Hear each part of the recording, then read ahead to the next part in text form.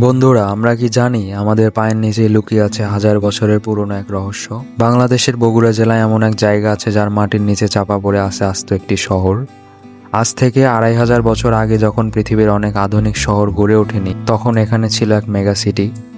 আজ আমরা জানব মহস্থানগড় বা প্রাচীন পূর্ণনগরের সেই অজানা কাহিনী। পূর্ণনগর ছিল তৎকালীন দক্ষিণ এশিয়ার অন্যতম শক্তিশালী বাণিজ্যিক কেন্দ্র।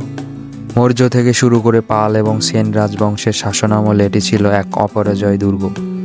গবেষকরা এখানে এমন সব শিলালিপি ও মুদ্রা খুঁজে পেয়েছেন যা প্রমাণ করে এই শহরটি তখনকার সময় কতটা উন্নত ছিল। এখানকার কারুকার্যময় স্থাপত্য আর সাজানো রাস্তাঘাট দেখলে আপনি অবাক হতে বাধ্য হবেন।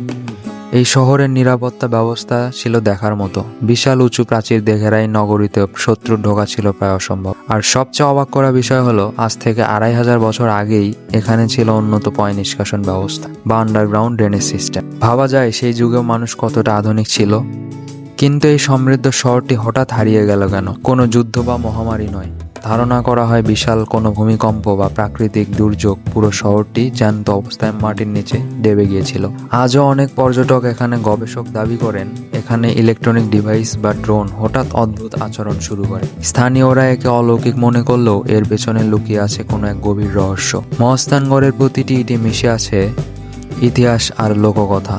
গোকুল মেয়ের বা বেহুলার বাসর ঘরের কথা কে না জানে। সতী বেহুলার সেই বিদ্রোহ আর ভালোবাসার গল্প আজও এখানে বাতাসের সাথে ভেসে বেড়ায়। আবার এই পূর্ণনগরী সাক্ষী হয়ে রাজা পরশুরাম আর সুফি সাধক শাহ সুলতান মাহমুদ বলখি রহমতুল্লাহ সেই ঐতিহাসিক লড়াই। মহস্থানগড় বা পূর্ণনগর কেবল কতগুলো পুরনো ইটের স্তূপ নয়, এটি আমাদের শেকড়। এই মাটির নিচে হয়তো আজও এমন অনেক রহস্য লুকিয়ে আছে যা আমাদের কল্পনার বাইরে। আপনারা কি কখনো মহস্থানগড়ে গিয়েছেন? সেখানকার কোন জায়গাটি আপনাকে সবচেয়ে বেশি মুগ্ধ করেছে তা কমেন্টে জানাবেন।